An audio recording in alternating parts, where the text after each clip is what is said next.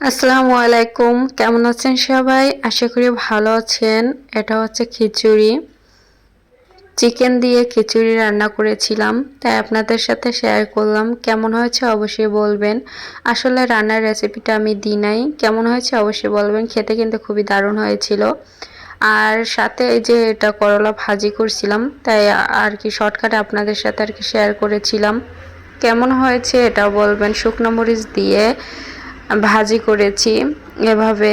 করলা ভাজিতে কিন্তু কোনো পানি অ্যাড করতে হয় না, তো আমি করলা ভাজি এভাবে করেছিলাম, খুবই মজার হয়েছিল।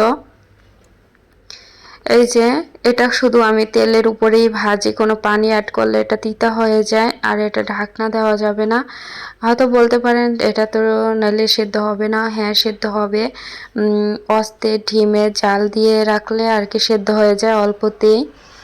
আমার পরিবারে যদি নতুন এসে থাকেন অবশ্যই আমার পেজটা ফলো করে পাশে থাকবেন, ইনশাল্লাহ আমিও থাকবো।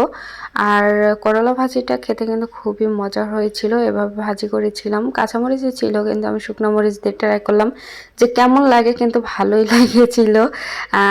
সত্যি কথা অনেক ভালো লেগেছে, তাই আর কি বলেছি। এভাবে করলা ভাজি আমার অনেক ফেভারিট, কিন্তু আগে আমি করলা ভাজি পছন্দ করতাম না, এখন আমার এভাবে পছন্দ। ভাজি করলে খুবই অন্য আর কিছু লাগে না, শুধু করলা ভাজি থাকলেই হয়। অনেক মজার হয়েছিল। তো আজকের মতো বিদায় নিচ্ছি। আল্লাহ হাফেজ। সবাই ভালো থাকবেন, সুস্থ থাকবেন, আমার জন্য দোয়া করবেন।